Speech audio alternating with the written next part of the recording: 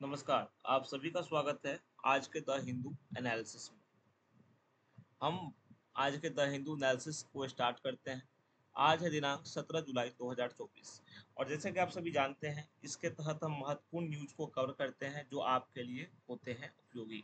तो बिना किसी देरी के हम आगे बढ़ते हैं, देखते हैं क्या क्या हमारे पास है। 4 सोल्जर्स पुलिसमैन किल इन डोडा एनकाउंटर, ये जो घटना है ये जम्मू की है। तो इंटरनल सिक्योरिटी से जुड़ा हुआ है, तो आप इसे देख लें, थोड़ा अध्ययन कर लें इसका। दूसरा न्यूज है, स्क्रीन पर आपको दिख रहा है कि पॉलिटी जीएस पेपर 2 का न्यूज है। Karnataka bill 6 to create 50% quota for local residents in management post. अब देखिए, ये थोड़ा इंपॉर्टेंट विषय आपके लिए हो जाता है। ये जीएस पेपर 2 से पॉलिटी से संबंधित है। ये विषय आपके लिए महत्वपूर्ण क्यों हो जाता है, ये समझाते हैं आपको। उसका रीजन है, आपको विजुअल हो रहा होगा स्क्रीन पर, देखिए। The Karnataka cabinet has cleared a bill mandating that industries, factories, and other establishments appoint local candidates in 50% of management positions. अब देखिए, कर्नाटक कैबिनेट ने एक बिल को आगे बढ़ाया है, विधेयक को आगे बढ़ाया है। और उस विधेयक में क्या प्रावधान किए गए हैं? तो विधेयक में जो प्रावधान किए गए हैं, थोड़े एक तरह से परेशान करने वाले भी हम कह सकते हैं। वो इसलिए कि इससे कुछ तरह की समस्याएं सामने देखने को मिल सकती हैं। समस्याएं जैसी कि आप देखिए, पहली सबसे बड़ी बात यहाँ पर ये है कि ये 50% मैनेजमेंट पोस्ट की ये बात कर रहे हैं। कितना? 50% मैनेजमेंट पोस्ट की ये बात कर रहे हैं। तो इसमें 50% मैनेजमेंट पोस्ट में आरक्षण की बात हो रही है कि लोकल को आरक्षण मिलेगा। तो ये कुछ ज्यादा ही आरक्षण यहाँ पे हो रहा है, ठीक है। और दूसरी बात, 75% क्या है, नॉन मैनेजमेंट पोजीशंस में आरक्षण मिलेंगे, रिजर्वेशन मिलेंगे। दो जगह रिजर्वेशन की बात यहाँ पे की गई है। तो कहने का यहाँ पे तात्पर्य ये है कि मान लीजिए कोई इंडस्ट्री या फैक्ट्री या कोई भी एस्टेब्लिशमेंट, कोई संस्थान रहेगा वहाँ पे, ठीक है। तो वहाँ पे लोकल कैंडिडेट्स को प्राथमिकता देनी पड़ेगी, उन्हें ये काम उन्हें करना पड़ेगा। क्या करना पड़ेगा? 50% मैनेजमेंट पोस्ट में और 75% नॉन मैनेजमेंट पोजीशंस में उन्हें आरक्षण देना पड़ेगा। The Karnataka State Employment of Local Candidates in the Industry, Factories and Other Establishment Bill 2024 was cleared in the cabinet meeting chaired by chief minister Siddaramaiah on July 15। देखिए, आप इस विधेयक का नाम याद रखें क्योंकि ये मेंस के क्वेश्चन में आ सकता है, ठीक है। तो इस विधेयक का नाम आप याद रख लें। नाम है Karnataka state employment of local candidates in the industries, factories and other establishments bill 2024। तो इसे क्लियर किया गया जुलाई 15 को। It is expected to be tabled in the ongoing legislature session. अब जो ऑनगोइंग जो लेजिस्लेचर सेशन है उसमें इसे रखा जाएगा। अब यहाँ इसको लेकर कुछ बातें समझते हैं। ऐसी बातें क्यों होती हैं कि जो पार्टियां होती हैं वो आरक्षण का प्रावधान करती हैं लोकल को ले के लिए। तो सबसे बड़ी बात होती है कि एक अनएम्प्लॉयमेंट बहुत बड़ा विषय है। जो बेरोजगारी जो है ना, वो एक बहुत बड़ा विषय है, बहुत बड़ा विषय है। तो ये जो एक्ट है वो अनएम्प्लॉयमेंट को कम करेगा। ये जो एक्ट है ना, ये क्या करेगा? अनएम्प्लॉयमेंट को कम करेगा, उससे अनएम्प्लॉयमेंट में कमी आएगी। और दूसरी बात ये है कि कोई जो पार्टी होती है वो अपना एक तरह से आधार बनाने की कोशिश करती है और उसके सामने चुनौती भी होती है कि वो निजी हित, एक तरह से जो स्थानीय हित हैं उसको ध्यान में रखे।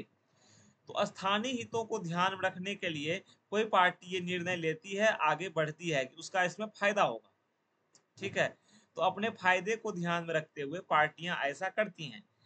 लेकिन अनएम्प्लॉयमेंट की समस्या का समाधान होगा, चलो ये तो पॉजिटिव बात है, ये समस्या का समाधान हो गया। लेकिन कुछ इसकी कमियां भी हैं, कुछ ड्रॉबैक्स भी हैं।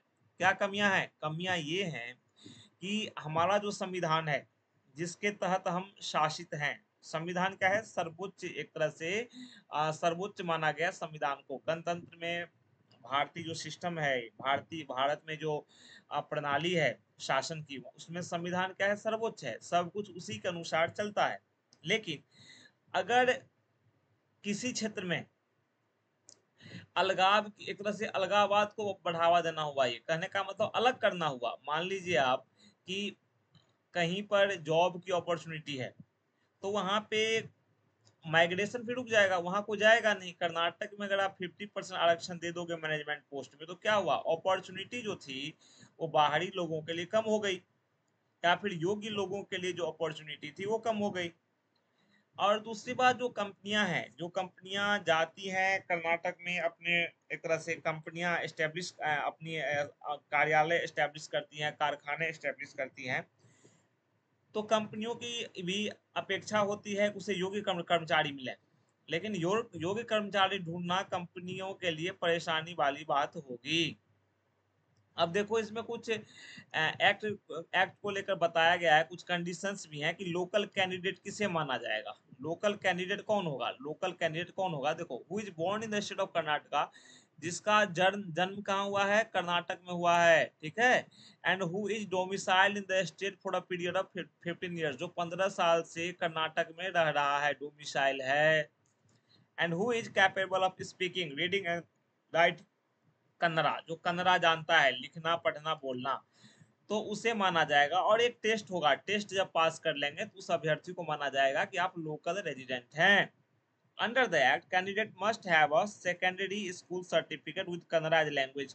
सेकेंडरी सर्टिफिकेट, स्कूल सर्टिफिकेट, कुछ प्रोविजन है जो प्रावधान किए गए हैं इस एक्ट में। लेकिन सबसे बड़ी बात यहाँ पर वही है कि संविधान एकीकरण की बात करता है, संविधान भाईचारे की बात करता है। ईर्ष्या द्वेष को बढ़ावा देने वाली बात हमारे संविधान में नहीं है, हमारी प्रणाली में नहीं है। लेकिन इससे क्या होगा, इससे माइग्रेशन रुकेगा, कल्चरल एक्सचेंज रुकेगा, सांस्कृतिक आदान प्रदान रुकेंगे, और भी कई तरह की समस्याएं देखने को मिल सकती हैं। एक तरह से जो कनेक्शन है, जो एक स्टेट से दूसरे स्टेट के बीच होता है, यहाँ के लोग वहां जाते हैं, वहां के लोग यहाँ आते हैं, वो इससे कहीं ना कहीं प्रभावित होगा। तो इस विधेयक को लेकर चिंताएं भी हैं, ठीक है, कुछ पॉजिटिव बातें भी हैं। अनएम्प्लॉयमेंट की समस्या का समाधान होगा, स्थानीय स्तर पर लोगों को लाभ मिलेगा, लेकिन इसकी कुछ कमियां भी हैं, और कमियां जो है वो लाभ की तुलना में कहीं अधिक हैं। तो एक तरह से आप इसे इसके नोट्स बना लें, क्या कमियां है क्या नहीं। और दूसरी बात एक और है कि ऐसे जो विधेयक होते हैं ना, ये जब ये कोर्ट में जाते हैं, जब न्यायपालिका में जाते हैं, तो ये टिक नहीं पाते हैं। हालिया रिसेंट एग्जांपल्स कई सारे हैं, चाहे बिहार सरकार का हो या फिर और कई सरकार का हो। अगर आप रिजर्वेशन इस प्रकार से दोगे तो कोर्ट में ये बातें टिक नहीं पाती हैं, उसको कोर्ट जो है नल एंड वॉइड घोषित कर देती है, शून्य घोषित कर देती है। तो कोई बेनिफिट इससे होने वाला नहीं है। हाँ, राजनीतिक हितों की पूर्ति कुछ हद तक हो जाती है, ठीक है। चलो, अब हम नेक्स्ट न्यूज को देखते हैं। हमारे नेक्स्ट नेक्स्ट न्यूज क्या है, अगला न्यूज। अगले न्यूज में आप देखिए, जैसे कि ये हरियाणा को लेकर है कि Haryana release creamy layer ceilings of OBC introduce a new quota. अब देखो, हरियाणा है ना, क्रीमी लेयर सीलिंग्स जो है ओबीसी का वो बढ़ा दिया है, नया कोटा इसने इंट्रोड्यूस किया। देखो, नया कोटा क्या है, थोड़ा पढ़ लेते हैं, थोड़ी जानकारी ले लेते हैं इसमें। ये पॉलिटी 2 को लेकर है, जीएस पेपर 2, पॉलिटी पॉलिटी यानी राज व्यवस्था में आ जाएगा, शासन में आ जाएगा, ठीक है। तो ahead of the Haryana assembly, देखो राज्य में इलेक्शन होने वाले हैं, तो इलेक्शन से पहले, चुनाव से पहले ऐसी घोषणाएं आमतौर पर देखने को मिलती रहती हैं, ठीक है। तो देखो कि हरियाणा असेंबली इलेक्शन पोल्स होने वाले हैं, उससे पहले राज्य सरकार ने यह घोषणा की है कि जो इनकम सीलिंग्स है क्रीमी लेयर के लिए, जो अदर बैकवर्ड क्लासेज हैं, उसको 6 लाख से 8 लाख किया गया है। और फिर 5% रिजर्वेशन जो है ओबीसी बी कैटेगरी का पंचायती राज इंस्टीट्यूशन में और म्यूनिसपैलिटीज में, यानी पंचायती राज संस्थाएं जो हैं और जो नगर पालिकाएं हैं, ठीक है, तो दोनों जगह क्या किया गया, बढ़ाया गया है। यूनियन होम मिनिस्टर ने अनाउंस किया, इसकी घोषणा की। तो इसे आप पढ़ लें, देख लें क्या है इसके, इसको पढ़ें, उसके बाद देखें कि इसके पॉजिटिव क्या है, साइड नेगेटिव साइड क्या है, ये कहाँ तक सही है नहीं है। समालोचनात्मक जो एक तरह से व्याख्या है, समालोचनात्मक दृष्टिकोण जो है, जिसमें आलोचना भी शामिल है और जो पॉजिटिव बातें हैं वो शामिल है, दोनों तैयार कर लें आप। तो नेक्स्ट न्यूज हम देख लेते हैं, हमारे पास अब अगला न्यूज क्या है। Trap in lift foot towards main road, farewell note to family. हो कितनी एक तरह से देख सकते हैं किस प्रकार की घटना है। और लिफ्ट में एक व्यक्ति 42 आवर्स फंसा रहा। एक तरह से काफ़ी सावधानी बरतने की आवश्यकता होती है, और जब भी लिफ्ट में हम ट्रैवल लिफ्ट में का यूज करें तो पूरी तरह से उससे अवगत रहें, कैसे हम आपातकालीन परिस्थिति में हेल्प मांग सकते हैं। टेक्निकल चीज़ें हैं तो समस्याएं आती रहती हैं, ठीक है। Six killed as heavy rain continue to lash Kerala. देखो केरला में काफी ज्यादा बारिश हुई, 6 लोग मारे गए। देखो ये पर्यावरण को लेकर है, इन्वायरमेंट को लेकर है, पर्यावरण जलवायु परिवर्तन, क्लाइमेट चेंज, किस प्रकार से क्लाइमेट चेंज बढ़ रहा है, ठीक है, उसको लेकर है। GS3 के अंदर आप इसे रख सकते हो, पर्यावरण पारिस्थितिकी में रख सकते हो, पर्यावरण को हम किस प्रकार से नुकसान पहुंचा रहे हैं। और नेक्स्ट न्यूज देखें यहाँ पे क्या है, controversial IAS trainee recall to Mussoorie academy. देखो एक आईएएस ट्रेनी है ना, आपको पता होगा, ये काफी न्यूज हो रही है, पूजा खेरकर, इन्हें मसूरी वापस बुला लिया गया है। पढ़ते हैं थोड़ा क्या मामला है। आप सभी प्रायः न्यूज से अवगत होते रहते हैं, तो इनको लेकर न्यूज प्रायः चर्चा में रहती हैं। ये जो आईएएस ट्रेनी है, इनके व्यवहार को लेकर जो है काफी बातें चर्चा में रही थी। तो देखते हैं आखिर क्या बातें हैं इनको लेकर।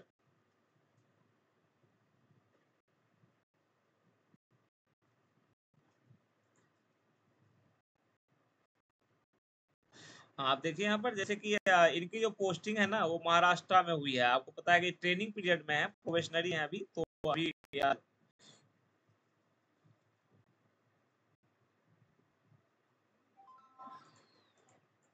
शायद कुछ इशू है, टेक्निकल इशू है।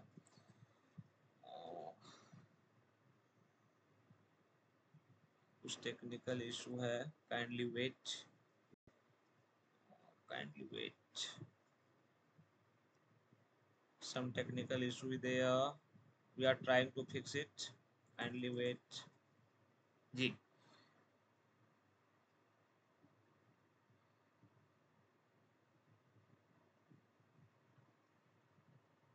चलिए,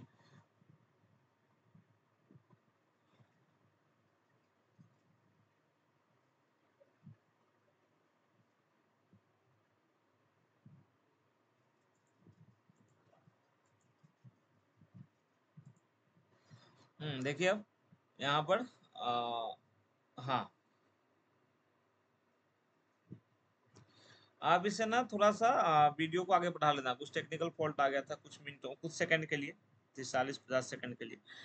controversial I training recall to Mussoorie academy. इन्हें देखिए मसूरी एकेडमी वापस बुला लिया गया है। बात समझते हैं आखिर क्या है, इन्हें मसूरी एकेडमी क्यों बुला लिया गया।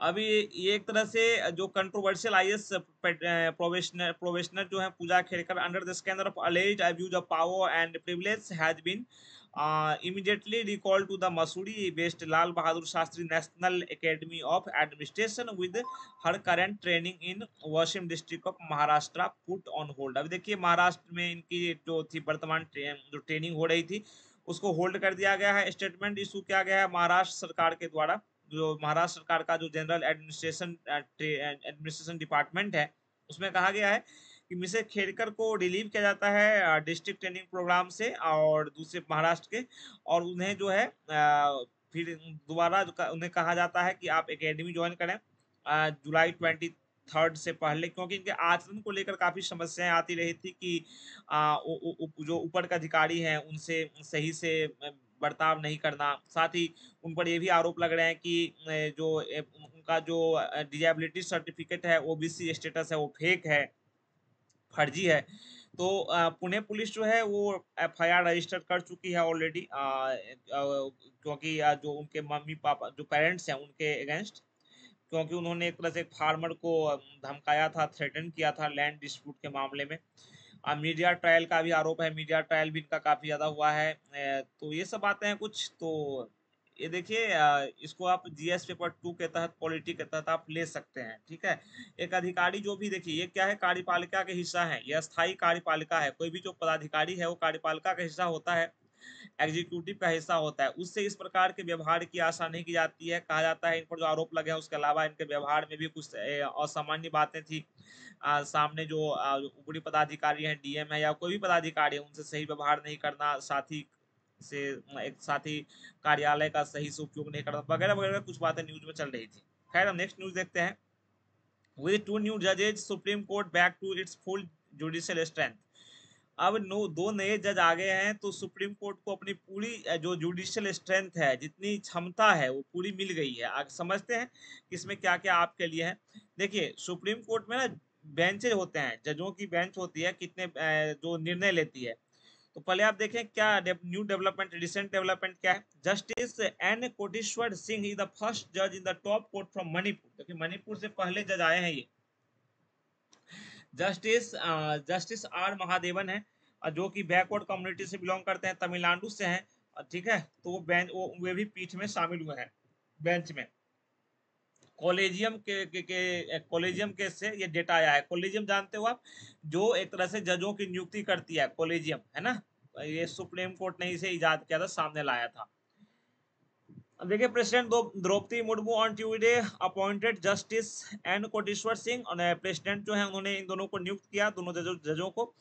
अब 5 मेंबर सुप्रीम कोर्ट कॉलेजियम, जो 5 सदस्यीय जो सुप्रीम कोर्ट कॉलेजियम है, जिसकी अध्यक्षता जो है chief justice of India DY Chandrachud करते हैं, उन्होंने इनके नेम को रिकमेंड किया था जुलाई 11 को। जुलाई 11 की घटना है, इनके नाम को रिकमेंड किया था। मैंने बताया आपको कि कॉलेजियम जो है ना, ये काम करती है, जो जजों को रिकमेंड करती है, अपॉइंट एक सजेशन देती है।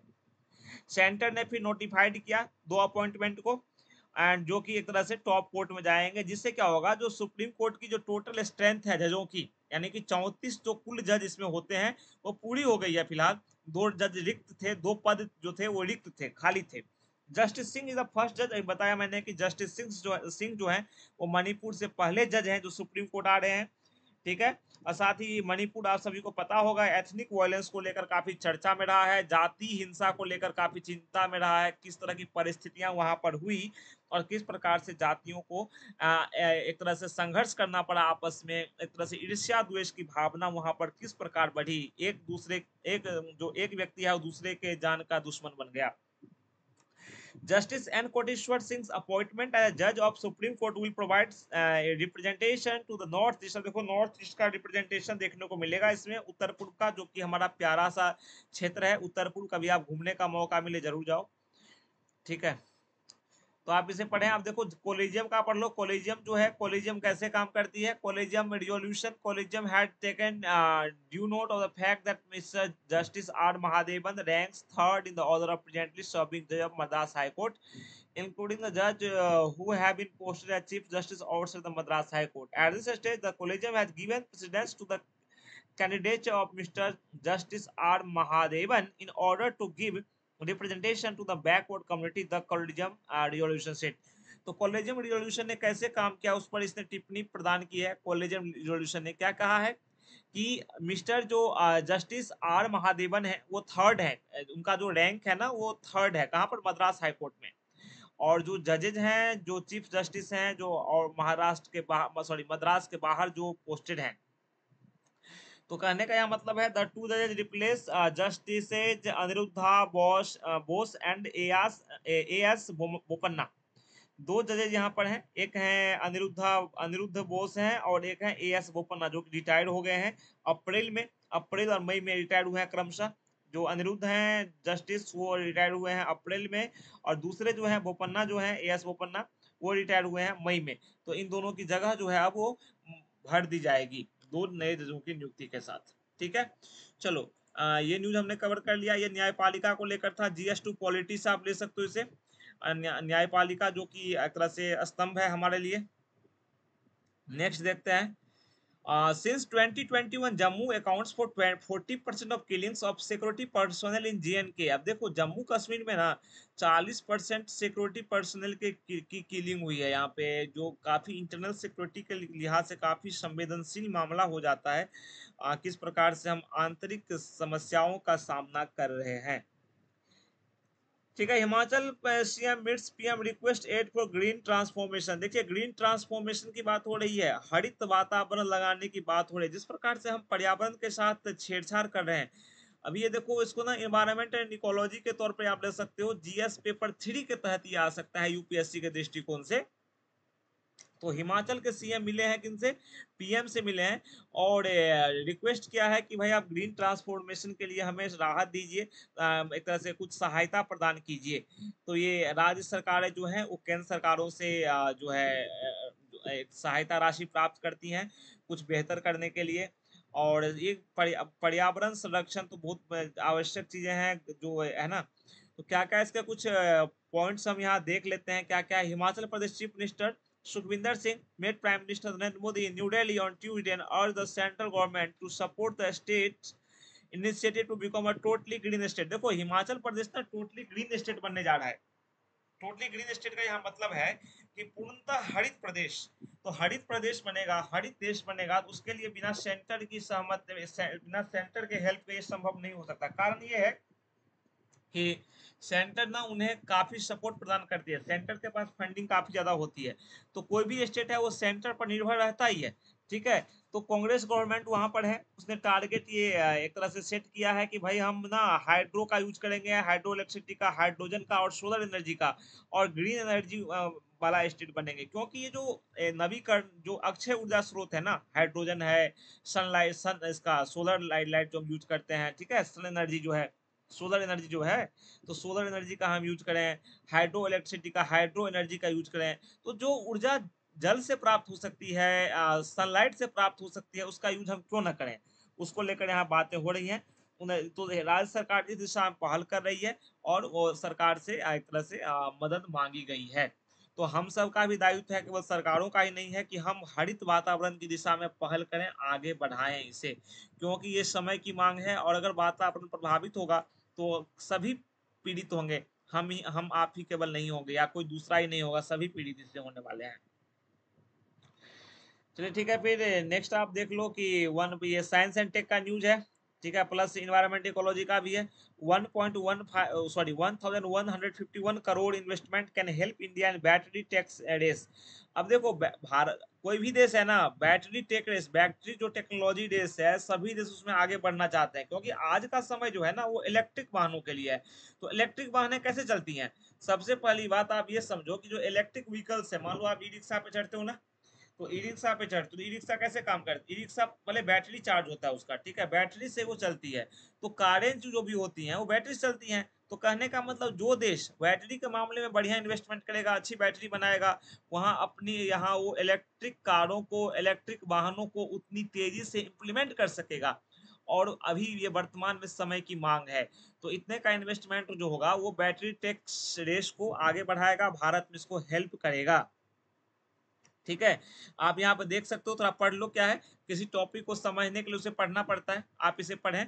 और स्ट्रेटेजिक इन्वेस्टमेंट ऑफ 1150 करोड़, देखो 1151 करोड़ से ज्यादा का निवेश 5 सालों में, उसे क्या होगा, भारत को इंटरनेशनल स्तर पर आगे बढ़ने में मदद मिलेगी। किस मामले में? तो एडवांस टेक्नोलॉजी जो नेसेसरी है जो बैटरी बनाने के लिए, उस मामले में। और इससे क्या होगा, हम जो व्हीकल्स हैं, जैसे कि आने वाले टाइम में जो व्हीकल्स बनेंगी, गाड़ियां बनेंगी, ठीक है, चाहे कारें, जो कार हैं या ट्रक हैं या जो भी हैं, तो ये सब किससे चलेंगी? इलेक्ट्रिक कारें होंगी। अभी अभी भी चल रही हैं लेकिन कम है, तो उसे बढ़ाना है। ठीक है, इलेक्ट्रिक ट्रकें होंगी। तो ये सब कैसे चलेंगी? तो बैटरी से चलेंगे। अभी बैटरी हम क्या करते हैं, इंपोर्ट करते हैं। हमारे पास उतने एक तरह से संपन्न टेक्नोलॉजी हमारे पास नहीं है। हमें उन टेक्नोलॉजी को इजाद करने की जरूरत है, उस पर काम करने की जरूरत है। काम तभी करेंगे जब हमारे पास रिसोर्स होंगे, फंडिंग होगी। तो फंड तो चाहिए। Battery technology is key to the electrification of vehicles. अब देखो, अभी मैंने बताया आपको कि हम जो व्हीकल्स का इलेक्ट्रिफिकेशन करेंगे, व्हीकल्स के इलेक्ट्रिफिकेशन की बात यह है कि मान लो आपकी कार चलती है पेट्रोल से या डीजल या सीएनजी से, ठीक है, आप तीन चीजों से कार चलाते हो अपनी। लेकिन उन कारों को मान लो आप इलेक्ट्रिफिकेशन करोगे, ठीक है, वो बैटरी से आपको चलनी चाहिए, मान लो ई कारें, कहने का मतलब मेरा है यहाँ पर है। तो उसके लिए क्या चाहिए आपको? बैटरी टेक्नोलॉजी चाहिए, जो कारें तुरंत आधे से 1 घंटे में तेजी से चार्ज हो जाएं और आपको बेहतर माइलेज भी प्रदान करें। कि आप एक बार चार्ज कर लो 40 50 60, 40 50 60 से कुछ होने वाला तो नहीं है, सॉरी, कम से कम 150 200 किलोमीटर तक चलें, क्योंकि उतना लोगों को ट्रैवल करना ही होता है जनरली। तो कितने बार बार चार्ज करना भी सही नहीं है। तो बैटरी ऐसी होनी चाहिए कि जो एक बार चार्ज कर दे तो कम से कम चले, है ना, कम से कम 150 200 किलोमीटर की भी क्षमता हो। चलो साइंस में एक और न्यूज है, देख लेते हैं। Glimpse of Luca the line from which all other life descended. आप इसे पढ़ लेना, साइंस का न्यूज है। नेक्स्ट है द एबीओ क्लासिफिकेशन सिस्टम। इसे भी थोड़ा पढ़ लेना अपने आइडिया को बेहतर करने के लिए। चलो इसके बाद संपादकीय सेक्शन में आते हैं। Centralised examinations have not aced the test. अब ये जो है ना, जैसे ये आ जाएगा आपका गवर्नेंस में आ जाएगा, ठीक है। तो इसे आप देखो कि जो सेंट्रलाइज्ड एग्जामिनेशन है उसको लेकर चर्चा की गई है। थोड़ा हम पढ़ लेते हैं, थोड़ा समझ लेते हैं क्या क्या बातें हमारे लिए इसमें है। अब देखो यहाँ पर इन 2017 2017 की बात है, भारत सरकार ने नेशनल टेस्टिंग एजेंसी की स्थापना की थी। देखो, नेशनल टेस्टिंग एजेंसी हालिया विवादों में रहा है, ये आप सभी को पता होगा। जिस प्रकार से परीक्षाएं रद्द हुई हैं, जिस प्रकार से प्रदर्शन देखे गए, जिस प्रकार से एनटीए की नेशनल टेस्टिंग एजेंसी की विश्वसनीयता पर सवाल उठाए गए, तो ये पूरा मामला चर्चा में रहा है। तो यूपीएससी के दृष्टिकोण से भी हमारे लिए महत्वपूर्ण हो जाता है कि आखिर एनटीए जो है अपने उद्देश्यों को सही से पूरा क्यों नहीं कर पा रहा है, या अगर लीक हो रही है तो किस प्रकार की। ऐसे सरकार ने इसका एक तरह से सॉल्यूशन निकालते हुए ऐसे कानून बना दिए हैं, नए कानून बना दिए हैं, जिससे कि एग्जाम लीक करने वालों को अब कठोर दंड भुगतना पड़ेगा। लेकिन फिर भी यहाँ बात है बच्चों के भविष्य के साथ खिलवाड़ की। मान लीजिए कुछ बातें जो पब्लिकली आ पाती हैं, एग्जाम लीक हुआ, बात सामने आई, और ऐसी भी तो बातें होंगी जो बाहर पता नहीं चलती हो। मान लो पेपर लीक हो गया, बाहर पता ना चले, तो हमें अपने सिस्टम को फूल प्रूफ बनाने की आवश्यकता है कि जो एग्जाम लीक की घटना हो, जो छात्रों के भविष्य के साथ खिलवाड़ हो, तो वो ना हो। एक तरह से छात्रों के बीच तनाव ना जाए। छात्र इतनी इतनी मेहनत करते हैं, इतनी एक तरह से परेशानी होती है उन्हें, और उस तैयारी करने के बाद भी जब एग्जाम पेपर जब लीक हो जाता है, तो कैसी समस्या को सामना करते हैं, आप समझ सकते हो। ठीक है। और इवन उनके पेरेंट्स भी सफर करते हैं, छात्र ही नहीं सफर करते, पेरेंट्स भी सफर करते हैं। ठीक।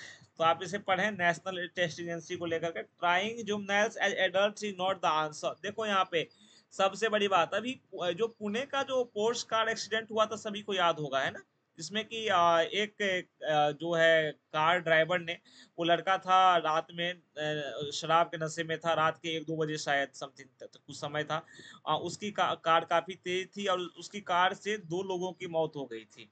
तो उसके बाद फिर किस प्रकार से हमने देखा कि उसकी पहुंच ऊपर तक थी, और उसके बदले उसकी माँ का सैंपल ले लिया गया, ब्लड सैंपल, जो जांच के लिए, अल्कोहलिक जांच के लिए। उसके बाद फिर उसे बचाने में पूरा प्रशासन जुट गया था एक तरह से। बाद में इवन उसे, यहाँ तक कि जुवेनाइल बोर्ड ने भी कहा कि आप लेख लिखिए, ट्रैफिक पुलिस के साथ ड्यूटी आप कीजिए, वगैरह वगैरह कुछ बातें, फिर जमानत उसे मिल गई थी। उसके बाद फिर देवेंद्र फडणवीस वहां के गृह मंत्री, उन्हें भी स्टेटमेंट देना पड़ा था कि जुवेनाइल बोर्ड ने इस मामले को सही से नहीं देखा। तो खैर, तो जुवेनाइल्स को लेकर, जुवेनाइल्स का मतलब यहाँ पर है 18 वर्ष से कम उम्र के बच्चे। तो जुवेनाइल्स को एडल्ट्स के तौर पे ट्रीट करना वो सही आंसर नहीं है। क्या है, देखो यहाँ पे जुवेनाइल जो होते हैं ना, आप उन्हें एडल्ट्स की तरह ट्रीट करके सजा दे दोगे, बट ओनली पनिशिंग, है ना, केवल सजा देना इज नॉट द सॉल्यूशन। सजा देने से ही समाधान नहीं होगा। ठीक है। अब देखो, मई की बात है, वही मैंने बताया, स्पीडिंग कार जिसने कि एक टीनेजर था, 18 से कम का था, उसने 2 लोगों को, जो टेकीज थे, जो जॉब करते थे, उन्हें एक तरह से टक्कर मार दी थी। वो बाइक पर थे और दोनों की मौत हो गई थी। ठीक है। तो फिर जो जुवेनाइल जस्टिस बोर्ड है, उसने उसे जमानत दे दी, उस बच्चे को, जो कि एक तरह से बनता भी है, जुवेनाइल को जमानत मिल जाती है। This decision coupled with the tragic outcome of the incident and emerging accusations of privilege being used to tamper with the investigation. ये मैंने चर्चा की आपको कि किस प्रकार से इन्वेस्टिगेशन को टेम्पर किया गया, किस प्रकार से उसकी बिल्डर का, वो लड़का था, तो बिल्डर ने अपने पहुंच के बदौलत कुछ, लेकिन कुछ ना कुछ उसमें एक तरह से हेरा फेरी वगैरह करने का प्रयास किया। लेकिन सबसे बड़ी बात यहाँ पर ये आई कि मामला बाहर आ गया, एक तरह से सोशल मीडिया पर भी आ गया, तो सभी लोगों की जहन में आ गया, संज्ञान में आ गया। तो फिर इस पर कार्रवाई वगैरह हुई है, इसको सही से देखा गया। ठीक है। तो यहाँ पे देखो कि जेजेबी जो है, जुवेनाइल जस्टिस बोर्ड, उसने मॉडिफाई किया अपने ऑर्डर को, और जो उसको लड़के का डिटेंशन जो है, वो दे दिया ऑब्जर्वेशन होम में। तो फिर इसे क्या किया, बॉम्बे हाई कोर्ट के सामने चैलेंज किया गया, और बॉम्बे हाई कोर्ट ने उस लड़के को बेल पे छोड़ा। ठीक है। द बॉम्बे हाई कोर्ट ने कहा कि जो जेजे कोर्ट है, जो जुवेनाइल जस्टिस एक्ट है, सॉरी, वो जो है केवल बेनिफिशियल लेजिस्लेशन है, but it is also remedial one, लेकिन उपचार वाला भी है। अब देखा जाए कि उसकी परिस्थितियां क्या रही हैं, उसमें सुधार हम किस तरह कर सकते हैं। ठीक है, किस केवल सजा देना ही केवल एक मकसद नहीं है, सुधार हम करें कि ताकि आगे से ये घटनाएं ना हो। हम अपने लेवल पे बच्चों को उस प्रकार से जागरूक करें कि वे रैश ड्राइविंग ना करें, ड्राइविंग करें लेकिन एक लहजे में करें। तो ये साथ ही पेरेंट्स की एक तरह से स्कूल लेवल पर और हमारे समाज की भी जिम्मेदारी बनती है कि इस प्रकार से इसे देखा जाए, केवल सजा देने से सॉल्यूशन नहीं होगा। ठीक है, चलो फिर नेक्स्ट देख लो आप। As thoughts become digitize who will protect our neuro rights. अब देखो, जब विचार जो है डिजिटाइज हो रहे हैं तो हमारे न्यूरो राइट्स की एक तरह से को प्रोटेक्ट कौन करेगा? आप इसे पढ़ सकते हैं, साइंस एंड टेक का है, हमारा जीएस पेपर 3 जो है ना उसका है। इससे आपके विचार डेवलप होंगे, अच्छे विचार बनेंगे, आप उसको कैसे डील करोगे ये समझ में आएगा। तो आप इसे पढ़ें एक बार। चलो ठीक है, हो गया। Telecom sector awaits next front, क्या लिखा है? हाँ, फ्रंटियर इन कम्युनिकेशंस विया पॉलिसी रिफॉर्म। टेलीकॉम सेक्टर का विषय है, जीएस पेपर 3 का है ये, इकोनॉमी का है, आप इसे पढ़ लें। ठीक है, तो आप डेली द हिंदू न्यूज़पेपर पढ़ने से ये है कि देखो, दो तीन चार आप उसको पूरा डिटेल में बता देता हूँ क्या क्या है। अब बाकी और सारे हैं जो प्रीलिम्स फैक्ट्स के तौर पे यूज आ सकते हैं या फिर आपके अंडरस्टैंडिंग को बढ़ाने के लिए यूज आ सकते हैं, तो आप उन्हें पढ़ें, अपने अंडरस्टैंडिंग को डेवलप करें। और हाँ, आपके कोई सुझाव हैं तो हमारे साथ जरूर शेयर करें। ठीक है, चलो। EU parliament sees a right tilt but a dominant centre to ensure community. आप इसे देख लें। ये ex NATO chief Robertson to lead UK defence review. अब ये अंतर्राष्ट्रीय संबंध में है, क्या बाहर घटनाएं घट रही हैं। जो एक्स नाटो चीफ है, नाटो के जो पूर्व चीफ है, नाटो हुआ नॉर्थ एटलांटिक ट्रीटी ऑर्गेनाइजेशन, तो नाटो के जो पूर्व चीफ हैं रॉबर्टसन, वो यूके डिफेंस रिव्यू को लीड करेंगे। यूके डिफेंस रिव्यू तो यानी यूनाइटेड किंगडम। ठीक है, चलो तो आज के द हिंदू एनालिसिस में इतना ही। आपके सुझाव जो हैं वो आमंत्रित हैं, आप अपने सजेशन बताएं कि आपको इसमें क्या इम्प्रूवमेंट और लग सकता है, आप क्या सोचते हैं कि इसमें और क्या इम्प्रूवमेंट किया जा सकता है। उसके बाद फिर मेरा जो ध्येय है कि मैं 4-5 न्यूज़ को थोड़ा डिटेल में बता देता हूँ, 6 न्यूज़ को, फिर अब बाकी जो न्यूज़ हैं वो प्रीलिम्स फैक्ट्स के तौर पे आ जाते हैं, या फिर थोड़ा आप हल्का सा आइडिया उसका ले लो। बाकी आप स्वाध्याय भी क्या करें, सेल्फ स्टडी क्या करें, वो काफ़ी बेनिफिशियल होता है, इंपॉर्टेंट रोल प्ले करता है। ठीक है, तो आपके सुझावों को आमंत्रित करते हुए, है ना, आपके सजेशंस इनवाइटेड हैं। अपने सेशन को यहाँ कंप्लीट करते हैं, फिर मिलेंगे नेक्स्ट सेशन में। तब तक के लिए नमस्कार, थैंक यू।